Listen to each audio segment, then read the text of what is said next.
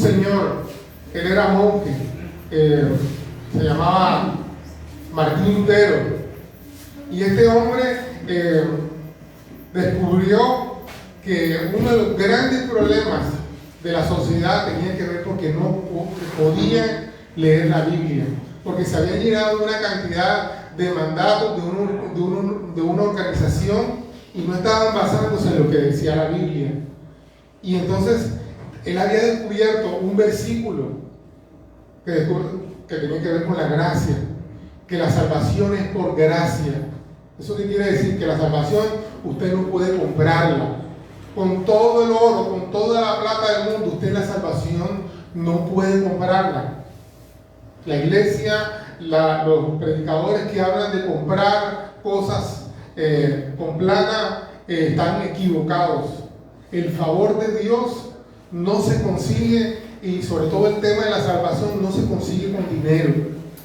Nosotros damos, compartimos, porque ya la salvación está en nuestro corazón, porque ya nos negamos a nosotros mismos y pensamos más en el reino de Dios, porque hay un corazón transformado. El corazón natural del hombre es egoísta, En estos días estaba escuchando a una chica que es misionera en África, en Etiopía. Amado, yo estoy orando y en mi casa, y bueno, se nos han abierto algunas puertas y estamos luchando por tener un vehículo más actual o más nuevo, y no por pastor quién anda en carro, no, hermano, es que lo que yo le estoy metiendo mensualmente al carro, con eso pudiera pagar una cuota de un carro nuevo. Entonces es por eso, no es porque yo quiero andar en carro nuevo, es por eso. Y el desgaste está metido en los talleres, a veces es incómodo. Entonces estamos orando por ese tema. Pero sabe, amado, yo me sentí tan carnal cuando esta chica estaba hablando de lo que estaba viviendo ella como misionera en el África.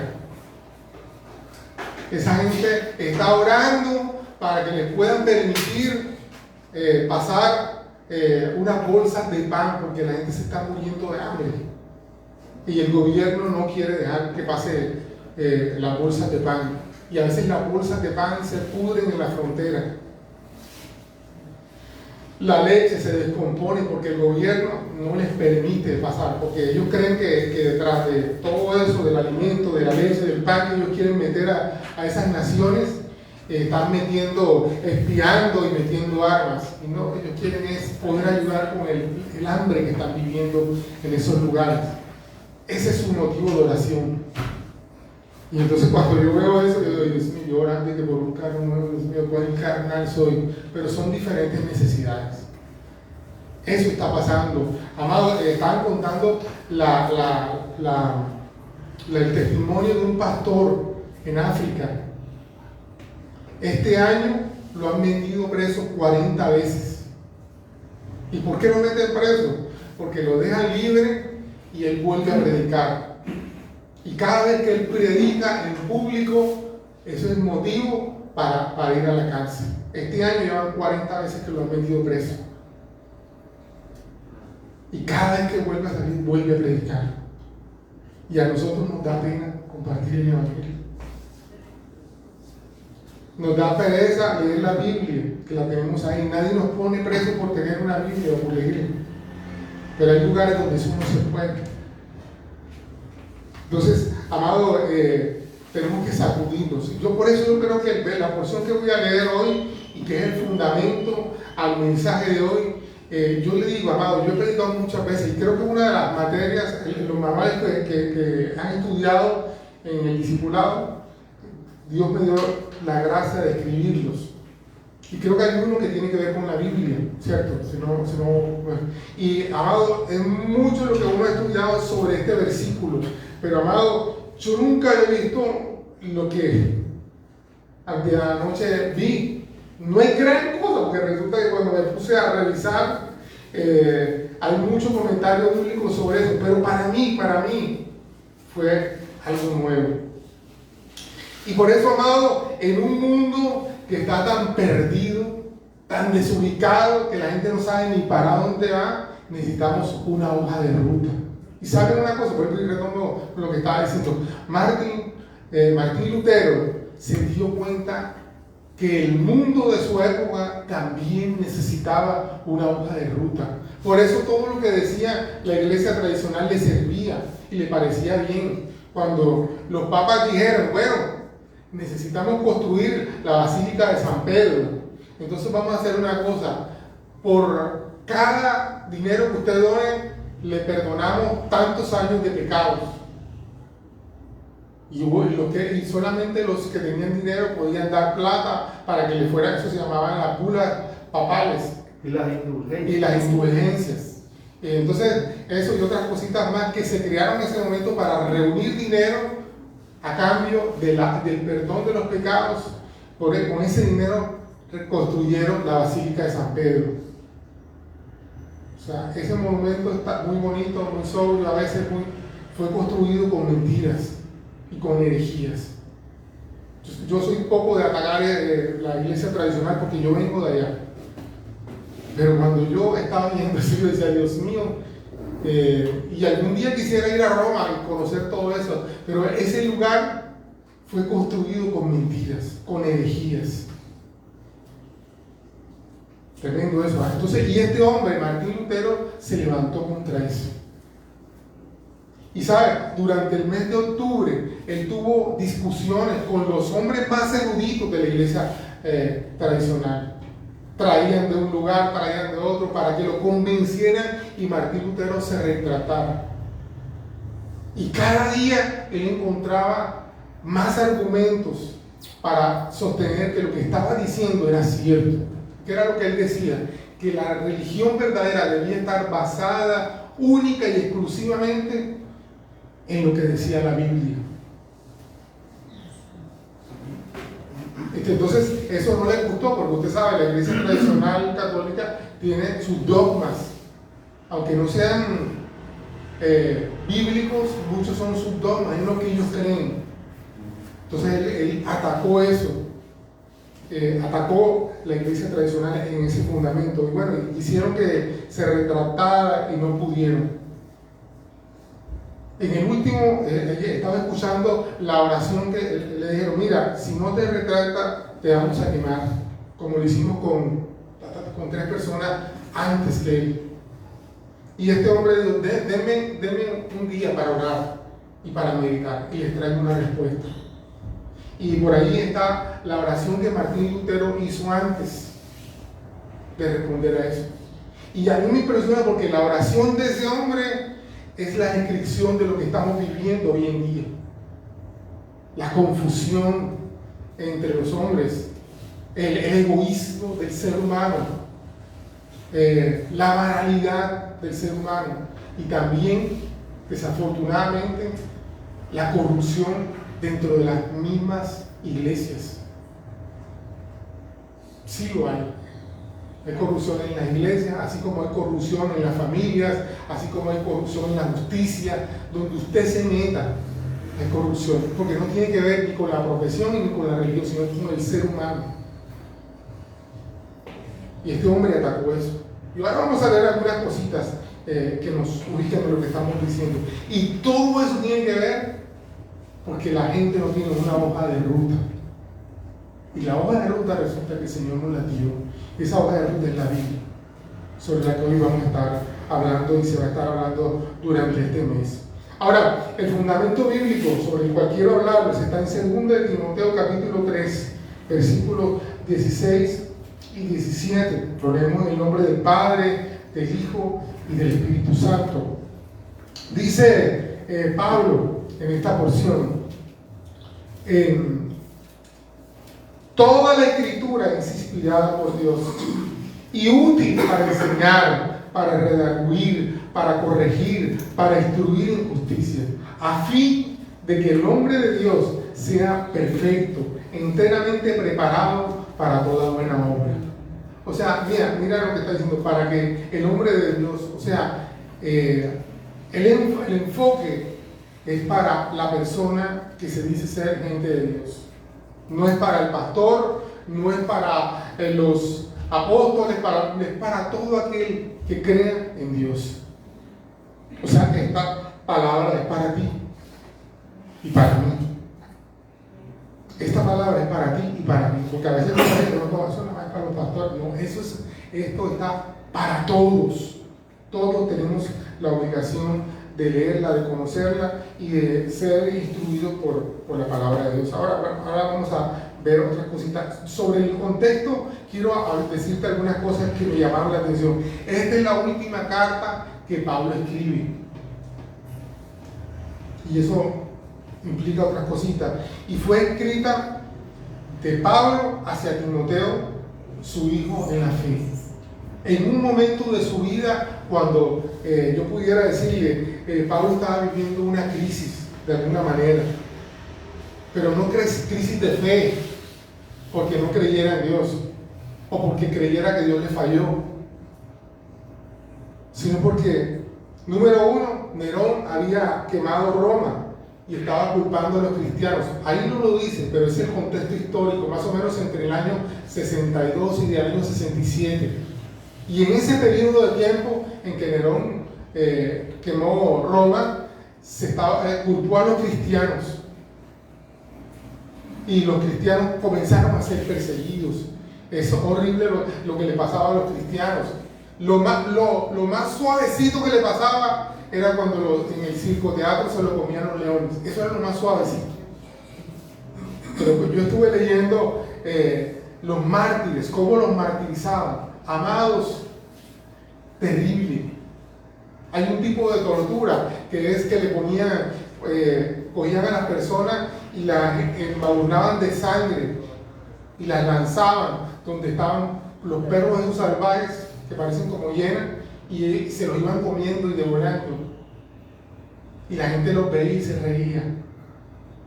Había otros que con una estaca, así, un palo así, por el ano los atravesaban.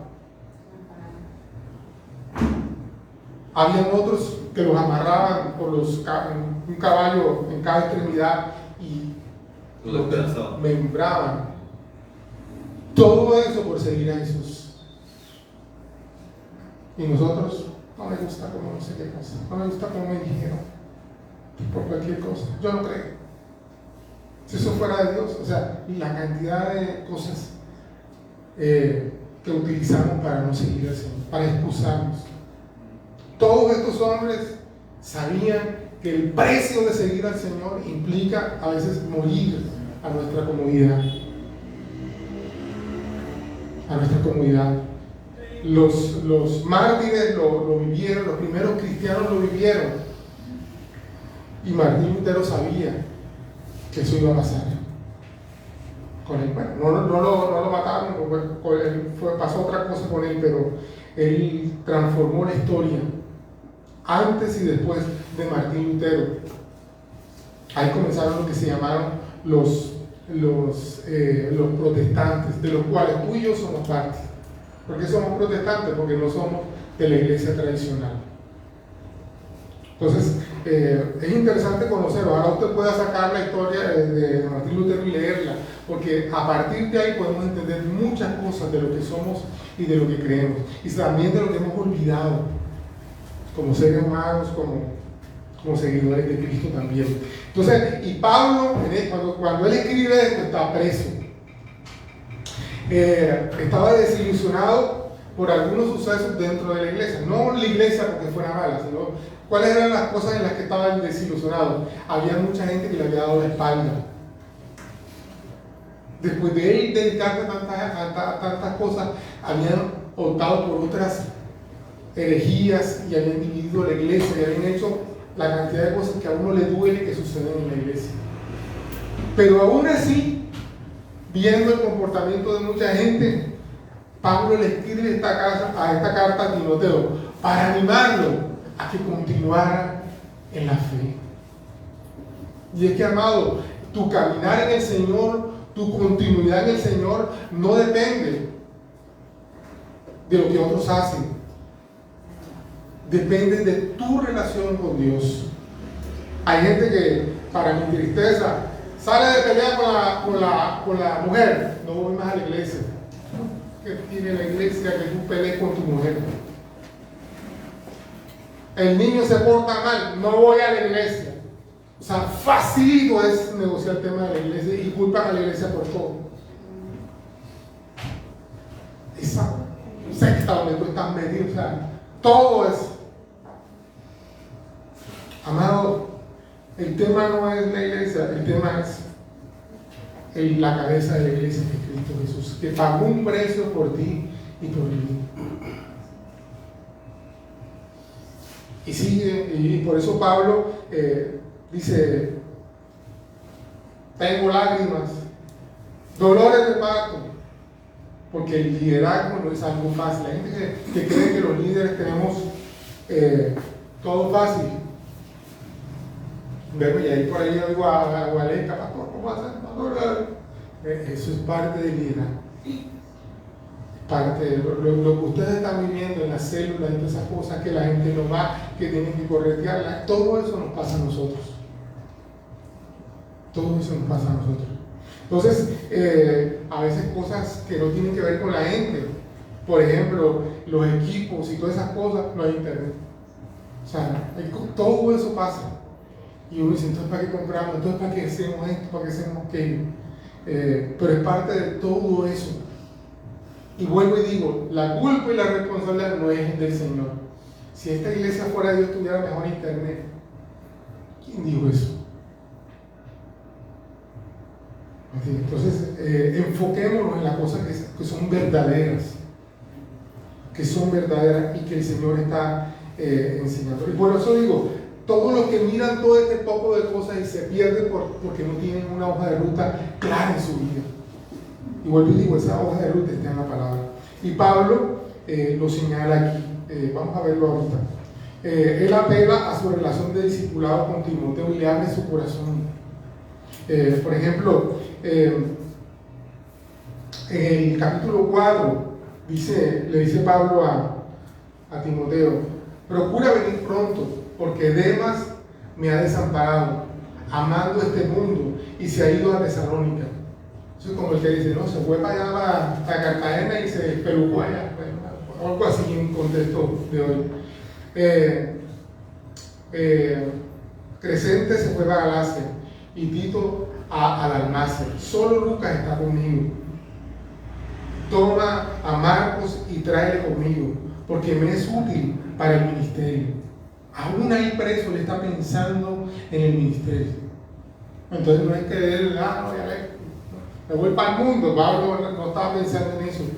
Había desilusionado de las cosas que habían pasado en la iglesia y de las personas, pero él estaba pensando, como sabía que ya lo iban a matar, cómo iba a continuar el ministerio que Dios le había encomendado.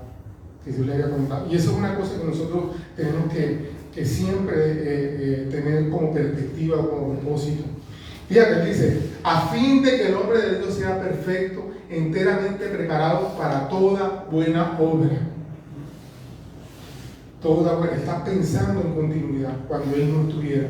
Entonces dice Alejandro, versículo 14 del capítulo 4: Alejandro el candelero me ha causado muchos males. Se me estaba hablando y le estaba dando por la espalda a Pablo. El Señor le pague conforme a sus hechos. Guárdate tú también de él, pues en gran manera se ha opuesto a nuestras palabras. En mi primera defensa ninguno estuvo a mi lado, sino que todos me desampararon. No les sea tomado en cuenta. Pero el Señor estuvo a mi lado. Oye eso. Él sabía que a pesar de que todo el mundo lo había dejado, a pesar de que había estado pasando, el Señor no me ha dejado, no me ha desamparado. Ha estado conmigo, me ha levantado los hombros, las manos, ha provisto lo que he necesitado, etcétera, etcétera. Y el Señor me librará de toda obra mala y me preservará para su reino celestial. A Él sea la gloria por los siglos de los siglos.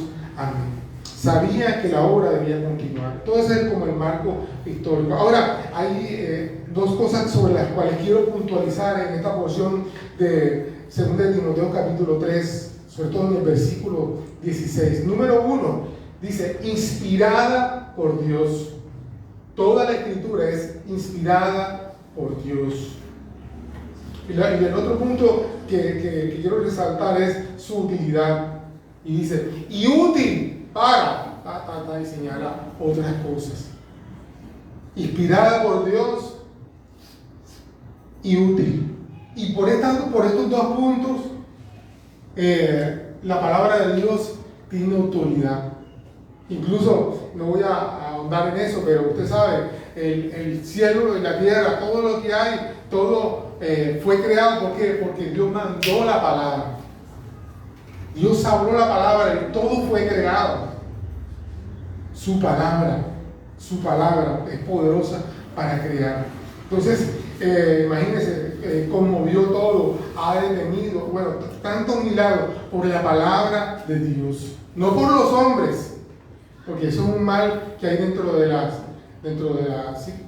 iglesia y de todos lados, que la gente vea a un hombre que Dios utiliza y endiosa al hombre. El tema no es el hombre, el tema es el Dios que hace milagros.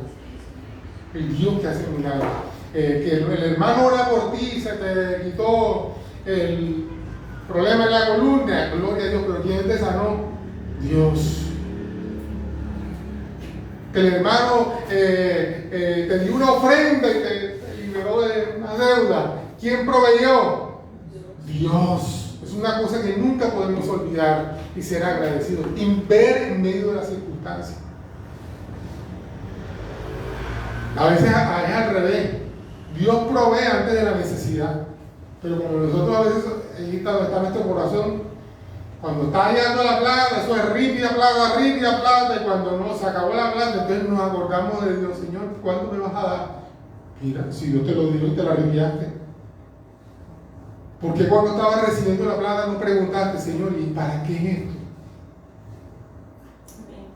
Y así hubieras hecho uso sabio de lo que Dios te dio. Pero no, soy Elon Musk, poderoso. Entonces nos toca mirar todo eso, el propósito que Dios tiene. Entonces, la palabra de Dios es inspirada por Dios. Hay entonces no está mal. Ok, la palabra inspirada por Dios, en una traducción que hace Calvino, dice exhalada por Dios o el respiro de Dios. Entonces, y hay una cosa, connotación importante, dice toda la escritura por algo está ahí. Aún hay partes que no nos gustan mucho, cuando habla el diablo, en la Biblia también. Pero todo el que escribió y copió todo eso fue inspirado por Dios. Aun cuando el diablo, ¿para qué? Para que tú sepas que el diablo es real. ¿Cómo trabaja el diablo? Las partes donde aparece el diablo es para que tú veas, Dios te permite ahí en la Biblia ver cómo opera el diablo y cuáles son sus maquinaciones. Por eso Dios, si solamente fuera, no, vamos a cortar el diablo, que nadie sepa, no, Dios permite todo, cómo habla, cómo actúa, ahí en la escritura, para que tú sepas cómo manejar tu vida con eso.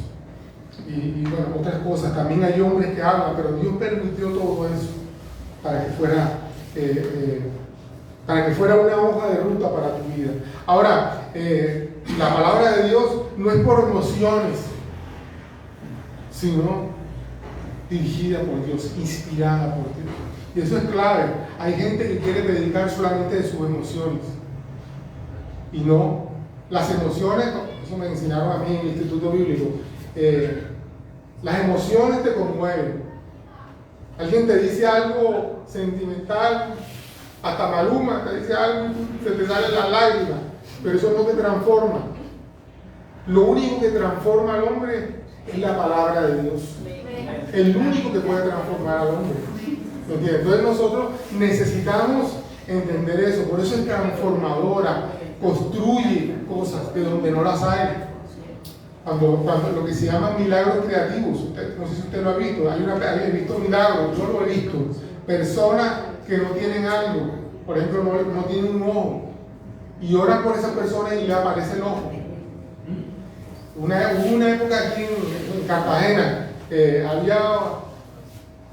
ya no se usan las calzas al cantar, todo el mundo quiere desaparecer las calzas esas metálicas, pero cuando estaban las calzas metálicas, hubo un mover dentro de la iglesia que oraban y esas calzas, aparecían calzas de oro. Y en algunos casos de un metal que no se conocía aquí en la tierra. Son milagros. Yo los vi. Pero todo eso, el que genera esos milagros transformadores y aún creativos, es Dios. Juan David era pie plano. Y bueno, ese día yo no lo vi. Yo estaba en una reunión y mi esposa lo llevó a un servicio. Venía alguien de Bogotá, que Dios utiliza mucho, y este hombre oró por la planta de los pies de Juan David y le apareció el puente. Hasta el día de hoy, Juan David tiene su puente, su arco en el pie, un milagro creativo de Dios. Fíjate, ya ni me acuerdo cómo era que se llamaba el predicador ese, pero lo que sí no podemos olvidar y agradecer a Dios es que Dios lo hizo. Dios lo hizo. Es un milagro del Señor. Ahora, es indudable que la mayor utilidad que tiene la Biblia es que nos revela a nuestro Dios. ¿Saben? Hay experiencias como las de Julio Iglesias, ¿sabes? Las experiencias religiosas de Julio Iglesias, que dicen en las canciones, que te pueden tocar y suenan muy bonito, ¿me entiendes? Pero la única revelación verdadera de Dios está en la Biblia. Está en la Biblia. Hay cosas, te pongo un ejemplo, el rostro de Dios. Nadie ha visto a Dios. Realmente. La Biblia dice que, por eso, el Verbo se hizo carne, habitó entre nosotros, pero el ser humano sintió que bonito era ver, en el caso de Jesús también, la Biblia dice que él era así como yo, así, pero con el pelo turco, más o menos así se cree que debió ser. Y usted ve las imágenes de un artista que creyó ojos verdes, la nariz respingada.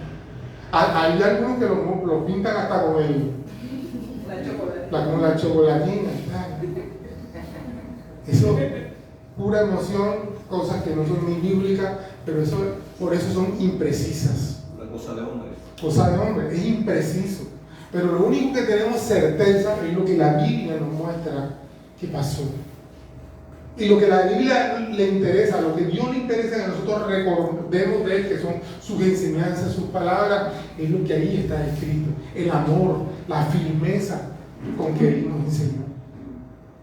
Si para Dios fuera importante que nosotros creyéramos que Jesús tuvo los ojos verdes o azules, ahí lo dijera, pero no lo dice. Todo lo contrario, sin belleza. Dice sin belleza alguna. Entonces, la mayor utilidad es que nos revela quién es Dios. Hay una porción aquí que tengo en la esquinita que dice Isaías 55:11. Y esto nos muestra las dos cosas, o sea, estos dos conceptos unidos. Dice Isaías 55:11. Así será mi palabra que sale de mi boca. No volverá a mí vacía, sino que hará lo que yo quiero y será prosperada en aquello para lo que yo la envíe. Utilidad, propósito, pero también revela el Dios que habla, su autoridad. Su autoridad. Ok, vamos a otra, ya la parte final, hablando de la utilidad. Hay algunas cositas interesantes. Vuelvo y le digo, el mensaje se llama una hoja de ruta. Vamos a leer, ahí mismo estamos en el capítulo 3 de Timoteo, versículo 1 en adelante. Entonces dice, ¿ya lo encontraron?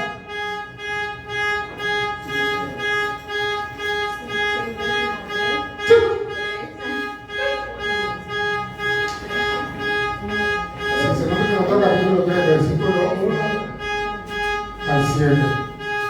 Dice,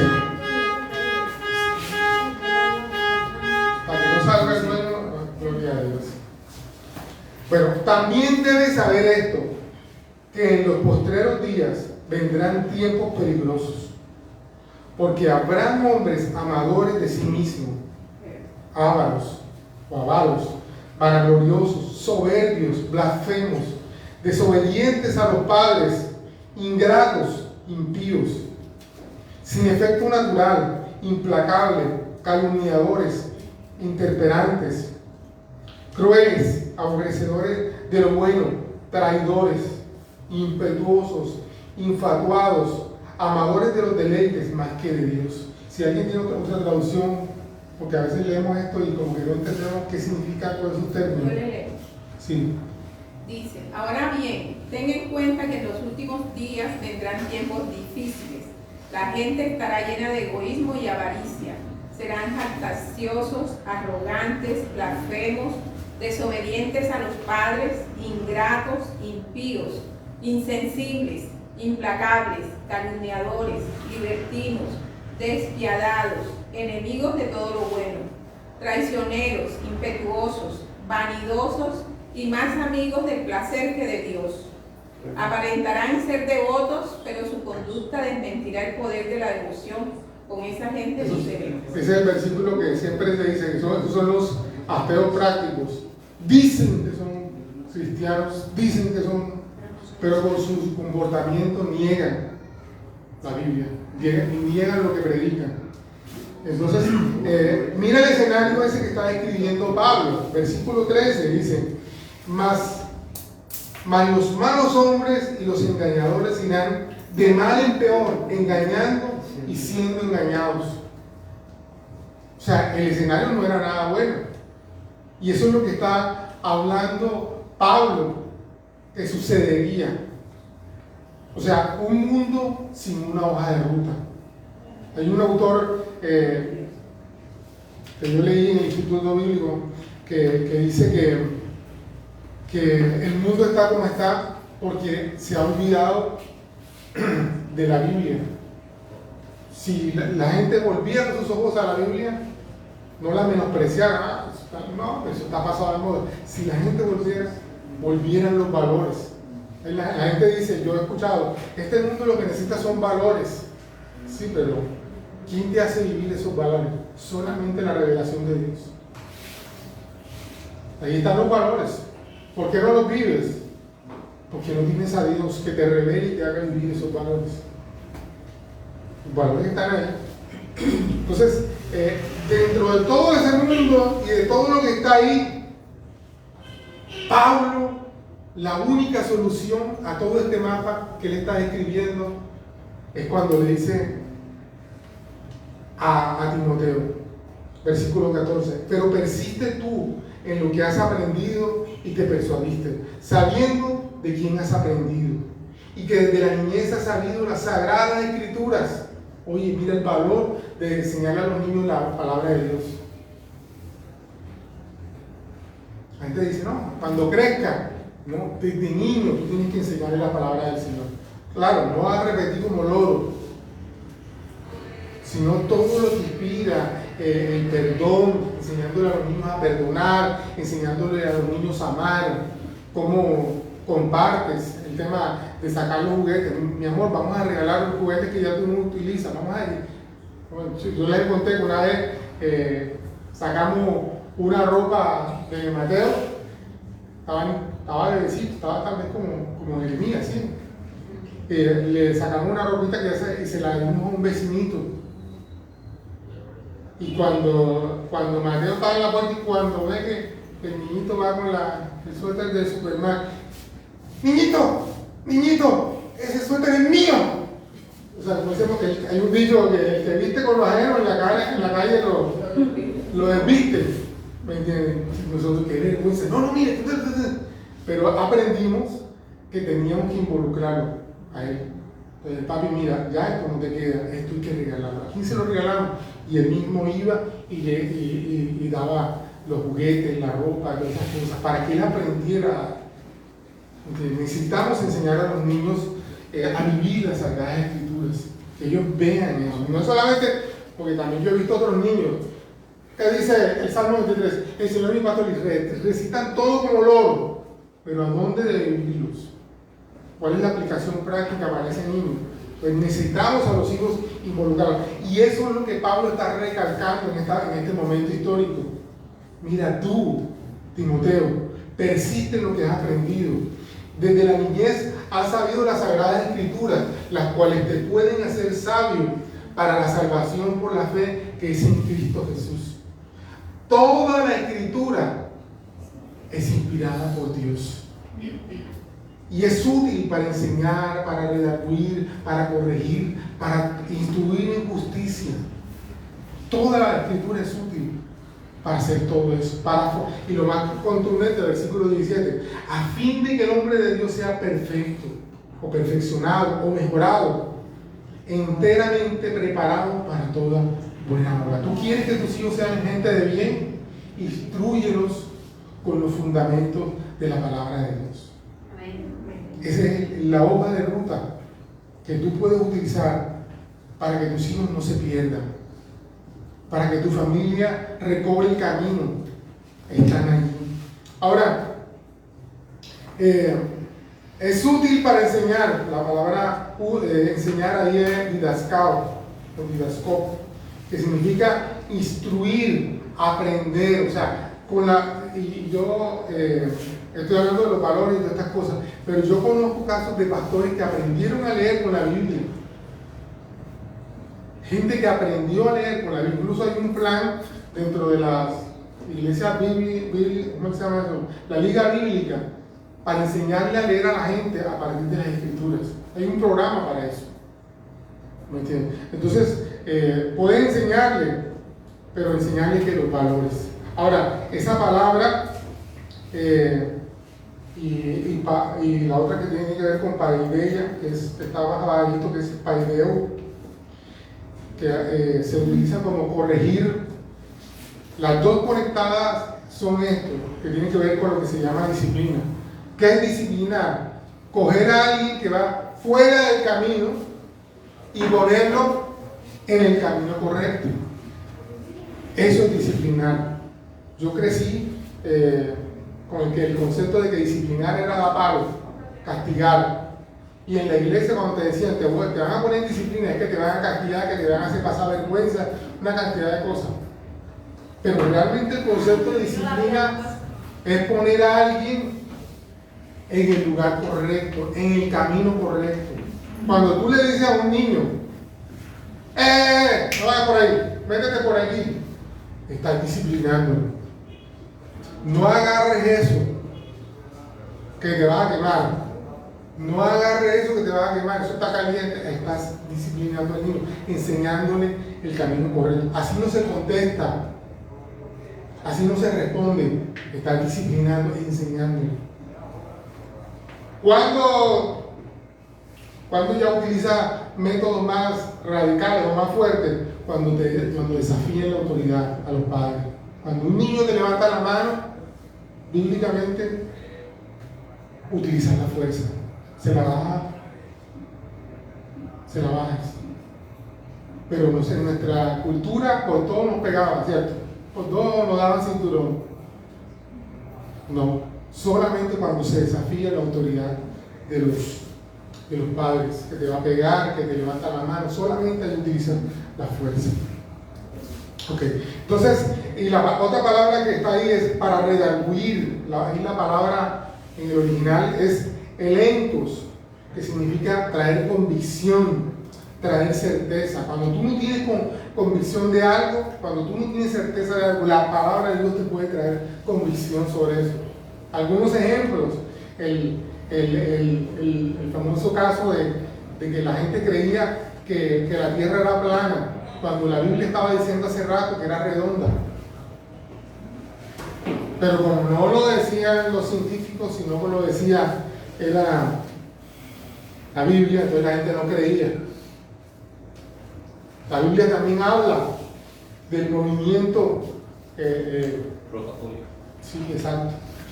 De traslación y rotación de la tierra. La Biblia habla sobre todo eso. Pero como lo decía la Biblia, la religión, ignorantes, no saben de nada.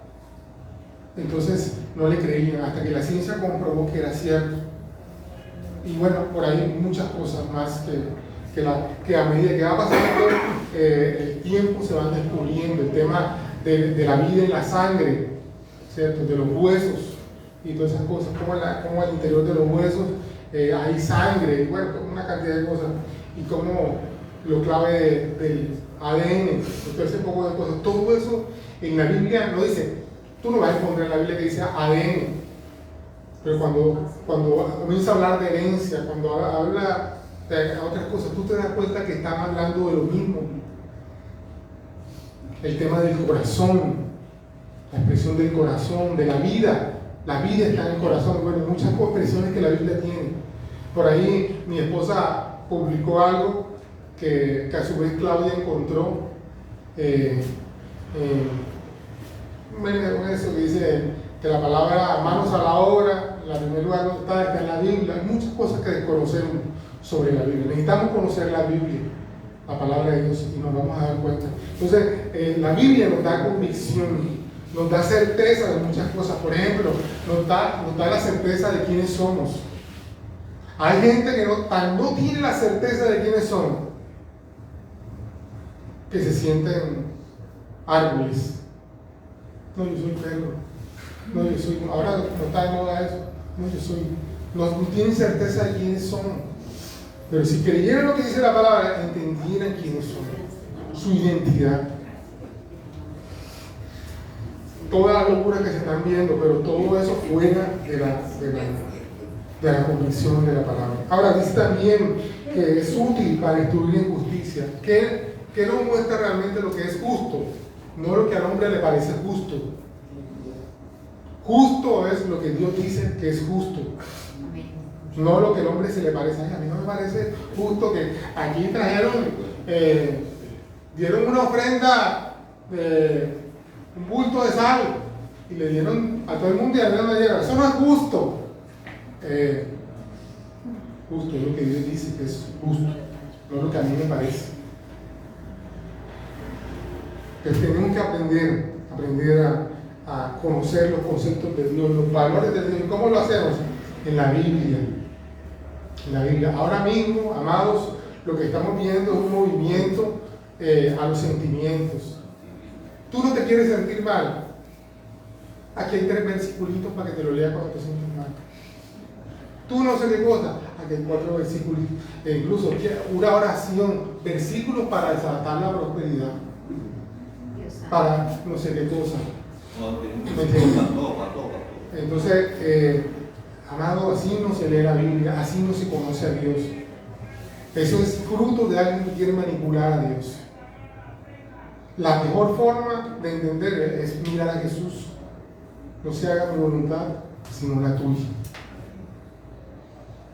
Miremos a Jesús. ¿Y cómo podemos tener certeza de quién es Jesús? Están los libros de J.J. Benítez, el Caballo de Troya. Eso estaba leyendo alguna, las teorías de él. Pura locura. Queremos conocer a Jesús. Leamos la Biblia. Termino con algo que nos pasó. Cuando estábamos en República Dominicana, nos visitó un profeta. Y este hombre, para esa comunidad, era la primera vez que la gente veía un profeta así, de que él miraba a alguien y le dice, tú sientes, y palabras proféticas exactas. Y eso revolucionó la iglesia. Y bueno, pero uno de los del equipo de liderazgo que teníamos en ese entonces en la iglesia había sido cura. Fue cura por muchos años, era conocido ahí el famoso cura Sicar, el padre Sicar. Y este hombre tuvo la revelación así como Martín Lutero, y él se convirtió al evangelio y llegó a nuestra iglesia.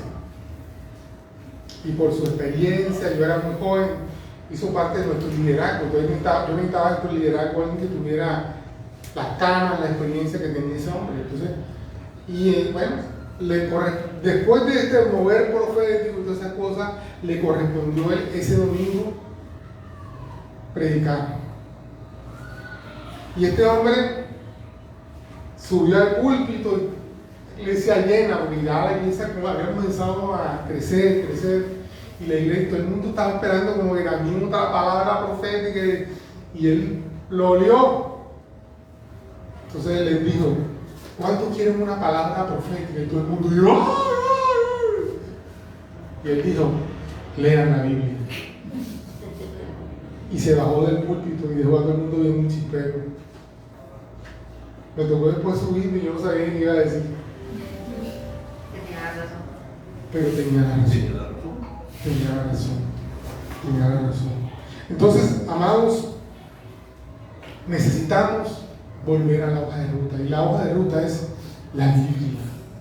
Dice la Biblia que es también como un espejo para nosotros. Hay cosas, a ver, yo no sé si usted la ha pasado, a veces que no sentí, yo me siento bien arregladito, y cuando me veo en el espejo, miércoles, qué camisa tan arrugada, tan no sé, ¿sí le ha pasado? Y la Biblia funciona así, a veces nos muestra las arrugas que tenemos, nos muestra las imperfecciones que tenemos. Así que, ¿cuántos quieren volver a la escritura? Amén. Bueno, las preguntas que siempre hago: ¿qué me dijo Dios hoy? Y la segunda pregunta: ¿cómo lo voy a aplicar? ¿Cómo voy a aplicar lo que estoy aprendiendo? Cierra tus ojitos ahí donde tú estás.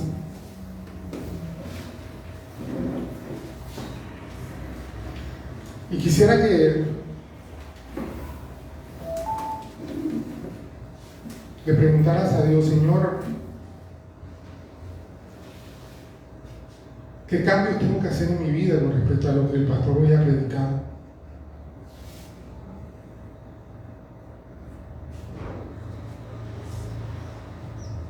¿Qué ajustes en mi vida necesito hacer, Señor?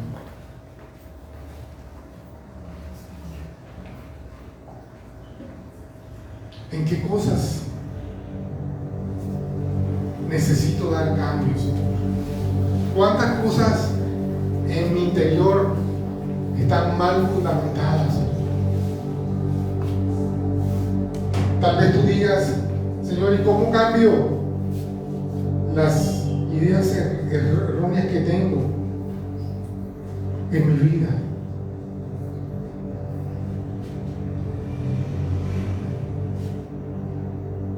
Quisiera que tú meditaras ahí un momentico y el Espíritu Santo trajera convicción en el nombre de Jesús. Señor, renunciamos a toda falsa doctrina, a todo fundamento errado que tal vez por años ha estado ahí, Señor. Tal vez hubo un buen fundamento, pero está manío, está corroído y me ha contaminado el resto de mi forma de pensar, el resto de mi comportamiento. Las personas no pueden ver a Jesús en mi comportamiento.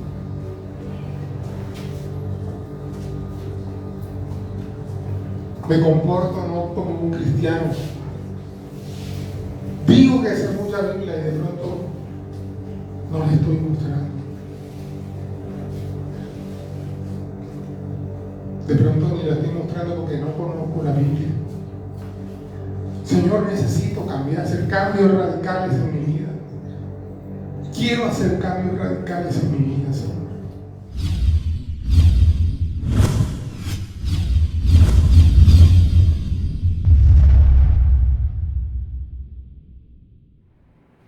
Si te gustó este mensaje, si lo has disfrutado tanto como yo, recuerda suscríbete a nuestro canal, darle like al mensaje y activar la campanita de las notificaciones. No te pierdas lo que Dios está hablando para cada uno de nosotros a través de Comunidad Cristiana de Fe y Esperanza en Turbaco. Síguenos.